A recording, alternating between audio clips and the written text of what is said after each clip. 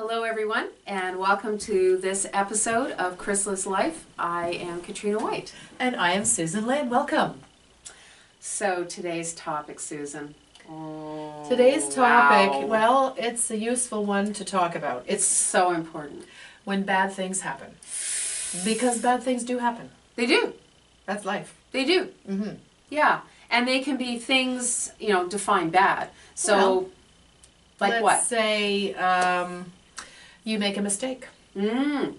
Where somebody misinterpreted something you said. Mm-hmm. Or, let's see, you get caught in traffic and you arrive late for something that is very important to you. Mm-hmm. Or what other You get fired from your job. Well, yeah. Yeah. Or you're having major trouble with your marriage.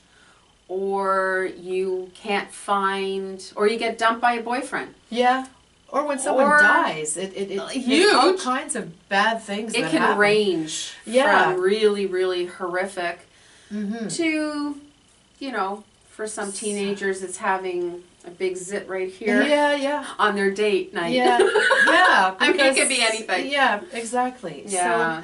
So how do you handle things when they're not going according to plan? So if something goes wrong and I really get a bit freaked out about it, it could be, somebody misinterpreted something I said and they're really mad at me. And then I start feeling, what I do is I kick into a kind of a panic. That's what I do. Oh, wow. Oh, yeah. It's like part of me is trying to make this thing better. And so I'm awake in the middle of the night, running through everything I said, and trying to think, oh, what could I have done differently? And so I realize, I do that for about 24 hours. Okay. Or so. So you stew in it for a while. I do. Okay. And I realize, I've kicked into this feeling like I've been a bad 3-year-old, and I'm in trouble, and I'm afraid, and I'm panicked, and I'm trying to fix it, and I'm really anxious. So then I realize, just observing myself, I have to do something to kick out of this racing around in my mind thing, because it's not constructive, it's not fixing anything, and I'm just feeling awful. Right. So I do several things then. Okay. I will journal. I'll just write down everything I'm feeling to get it out of this racing thing. Beautiful. And into the book. Mm-hmm. I would talk to a friend like Katrina. Yeah. Nice. And another friend, I'll just say out loud what I'm thinking and feeling and get some advice. And also, I've got to figure it out myself just to get some feedback. Right. I might talk to a counselor if it's something that's really, really troubling me and my mind is really racing.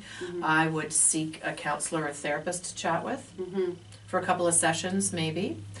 Another thing I like to do is I pull cards.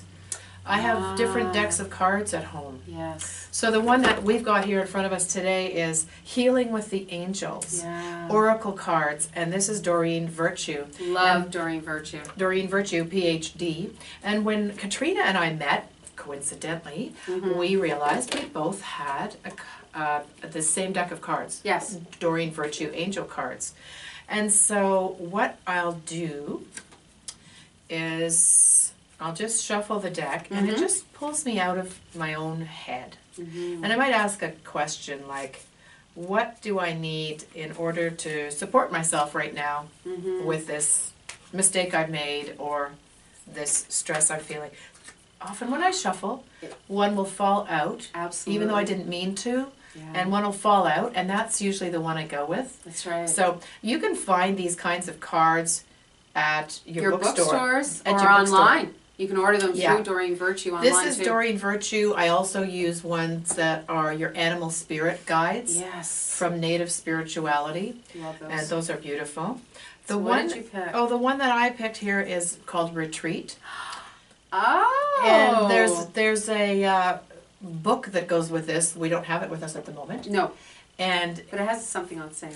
And so in the book, it has a little page on each card, and then it'll just give you some soothing thoughts from your angels about that. So the retreat one says something like spend time with yourself, do something rejuvenating. I know because I've read it before.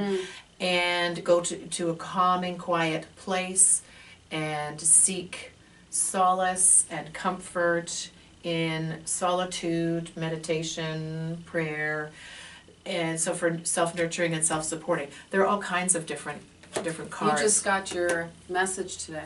I did. That's my message of the day.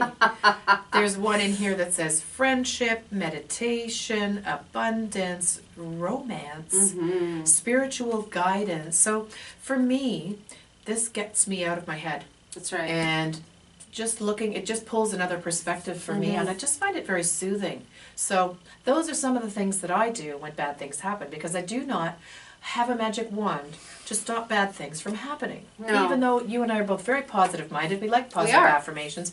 We love talking about the law of attraction or creating a better life for yourself. Yes. And bad things happen, because that's life. It is. And it's also how you look at those bad things. Yeah, so Katrina, what kind of things do you do when bad things happen? Well, I do a lot of the same things as you. Before I even do any of those, okay, what I will do is say, okay, this has happened.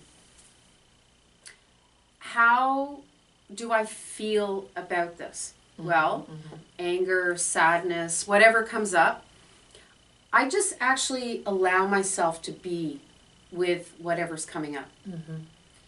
And then within, I don't know, a few hours, it depends. Depends on how really bad it is. Might be 24 hours even, just like with you, right?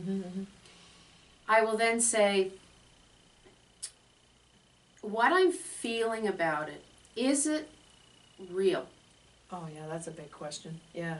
So if somebody has done, it's not about if somebody died or whatever the case may be, but let's say somebody really ticked me off. Yeah. And said something kind of hurtful. Let's go with that one for a minute. Yeah, that's a good one. Then I would just sort of reflect on, okay, what's in their drama, first of all, that they've said this to me. What are they going through? Yeah. So I'll actually send them some love for whatever they've just said to me, which could be extremely hurtful to me. But I'm choosing to look at it as, what do I need to know? And also, what is it that they're going through that something triggered that they had to say this to me? So I'm not owning it. I'm not allowing it to consume me. I'm not allowing it to attach to me. I'm just saying, it happened. Yeah. And, okay, what do I need to know from this? So I look at it from, yes, there's an emotional aspect, but I also look at it from almost a logical aspect. And then, yes, I will journal it. I will meditate on it. I don't always, but in many cases I will. It depends on the severity of it, I think. Sure, yeah. But then I come to a self-realization, because again, everything that we talk about is about inner work, is that whatever that person has said or done, or whatever the circumstances, let's say I get fired or something, that it was actually sent to me to teach me something. It's all about learning, isn't it? Life. And I've attracted it somehow, in some way. I've put out the energy somewhere. I mean, I remember one job, I really didn't want to be there anymore, at all. This is many, many years ago. I was pregnant with Sammy. I was very, very, very sick. And my doctor said, you have a choice. You either quit your job or lose your child. Well, hello. So within 24 hours of hearing this, because I was like driven by my job and I was about to go off and shoot some more commercials. But then, of course, my baby, you know, priority number one. But then a circumstance happened, it was at an advertising agency, that they actually paid me to leave. Well, that's nice. I didn't do anything wrong, someone else did, but I actually got slammed for it. I'm writing about that in the book too. Oh, great, great. It is a good story. Yeah. I don't use names and everything, but it was an important lesson. And the universe actually provided for me in this bad situation that I was being given basically shut-up money to, to leave the agency. And here I was, not well, and also my mom was passing away. Yeah, I remember. Yeah. So while bad thing, which was really mostly ego-based anyway, but, you know, I'm fired. That's your ego going, oh, how could they do this to me? Fight, fight, fight, fight, fight. Yeah. Right? And also financially. Sure. Right? But at the same time, I was able to convalesce and heal myself and heal my baby. Yeah. And I was able to spend time with my mom. Yeah. Before she passed on. So sometimes the bad thing is your greatest blessing. Right. If you just well. Shift your perspective on exactly. Because, and that's what I did. Right. I didn't at the beginning. Sure, because like I got fired. How unjust or. And I had never been let go. Yeah. Ever. And then if you shifted gears and think, hey, now I get to go home and rest. Greatest and you gift. Brought a healthy baby into the world. I did, my beautiful boy. So, from my perspective, when bad things happen, it's about looking at it through a clearing, as opposed to our jaded, mostly ego at the beginning. Right. To feel whatever is going on, because feelings are real for you at that moment. But then also assessing those feelings to say, where's that really coming from? Is it really life or death? Is it really that critically bad? Yeah. Or is it just me totally overreacting to a situation because I'm not getting what I want? Right. It's kind of like that 3-year-old going, I want this! Yeah. Give me that ice cream! Yeah. Right? And your mother going, no, you can't have more ice cream. Yeah. Well, to a 3-year-old, that is like, world is over. Yeah, that's right. Yeah. And then it's, what is there to learn from this? How can I grow and expand and learn from this? That's right. Yeah. So, you know, as we said at the beginning, you said at the beginning, that bad things do happen to us. They do. That's life.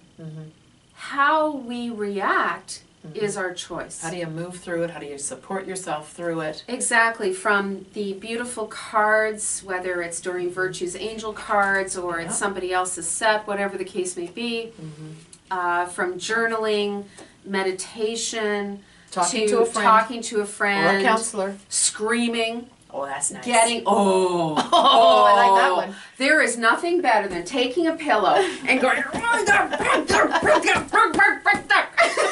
This is a whole episode. We're going to do an episode on anger. That's good. Are. Let's do that one next. Yeah. See? There we go. Anyway, anything else you would like to add on this whole topic? I think that we have, yet again, comprehensively covered. I've just gone red. I can feel myself getting red with punching the pillow. I think I need to get something out of my system. Let's do that. Tune in next time where you see Katrina punching the crap out of a pillow. And feel so much better for it. Oh my goodness. We hope this episode has brought some light, at least to start the conversation in your mind. Yeah. That when bad things happen, it's not the end of the world. There are things that one can do to get through this. Yeah. We've been through a lot of bad things, from the death of loved ones to being critically ill to, oh my goodness. We could go on and on. We've been gone around through a for lot. a while. So while we kind of giggle about this and are talking semi-seriously about a lot of these things, trust us, this stuff we take very seriously. Yeah, we do. But we also know that we can get through this. Yes, and that's why we're here, is to support you on your journey. That's right. And to hope to share some things we've learned along the way, because we've been around for a while. Not that long. A while. Yeah. It feels like we've lived many lives. In this one life. Yeah, and that's okay. And that is good. I wouldn't have it actually any other way. Me neither. It's certainly not status quo. No.